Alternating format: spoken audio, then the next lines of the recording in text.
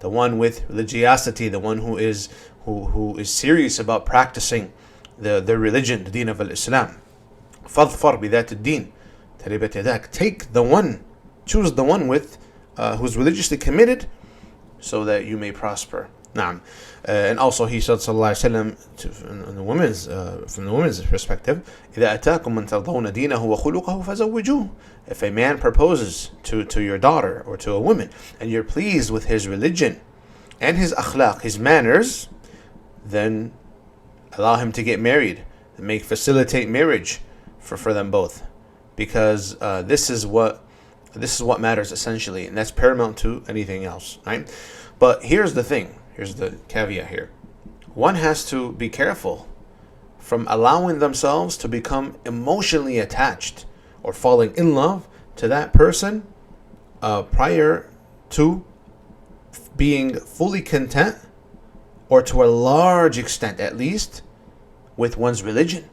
Because you may end up talking to someone, although you shouldn't do it in an impermissible manner or in a non-genuine manner, and then realize that, I emotionally attached, so let's get married, and then end up overlooking or undermining a person's religious commitment and just saying, oh, they'll change later on. Because see, this strong emotional connection, it really clouds your judgment of an individual, okay? Or at least it just gives you this false sense of reassurance that they, at least they're Muslim, and they say they want someone who's good and cares about their deen and so on, but you find them not even practicing. You find them slacking off in the salah.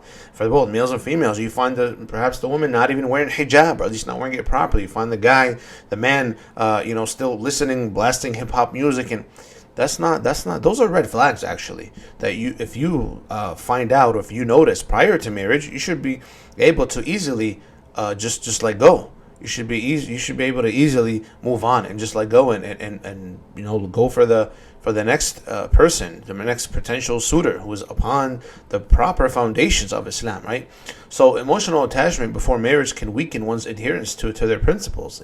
You have certain principles that you have, but then because you've already been emotionally attached, you begin to compromise on those principles, with the hope of this person perhaps changing later on. That's why Shaykh ibn Uthaymeen, rahimahullah ta'ala, when addressing the issue of a man marrying a woman who's not practicing or not wearing the hijab, and I'm just paraphrasing in the meaning of, he said, how do you know she's going to change later on? But so people, he was bringing up the point of a person marrying someone and then hoping that he'll change her, he'll help her become a better Muslim later. Shaykh replied, how do you know that? You don't know the unseen. You don't know what's going to happen down the road.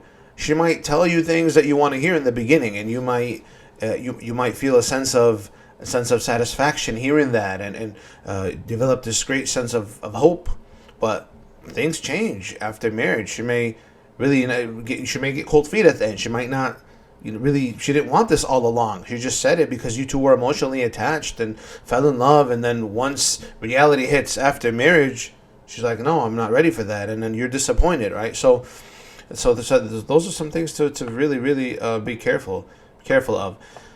Also, so the desire to please that person may lead to compromising, as we said, religious morals and values, because you want to please them, right? Or you at least want to have this false sense of reassurance that they're, that you want to believe what they're saying, what they're telling you, what they're promising you, only to come to this rude awakening after marriage, as many realize. And also, so this is the thing. This leads to the next point. Such a relationship can cause long-term regret and guilt, and it can affect you in your deen as well. You can lose focus, and you'll be living in this constant cycle of regret, especially if you end up having kids. Like, I chose to marry her, or I chose to marry him because I had this emotional attachment, and I had this zeal and passion for this individual, and I wanted to just, even the shaitan may come to you from the angle of just getting married so you can, become more protect your chastity, and then you ended up marrying the wrong person religiously, right? Although it's great to get married to protect yourself from zina, without a doubt, but in the long term, you want someone who's religiously committed, someone who's going to raise your children also upon the foundations and principles of Islam, right? So that's why you have to, you cannot make impetuous decisions when it comes to something like this, something decisive, something that has long-term effects and has consequences if not done and considered properly. That's why you should pray Salat al-Istikhara, ثم al-Istishara, and you pray Istikhara seeking Allah subhanahu wa ta'ala's guidance and assistance.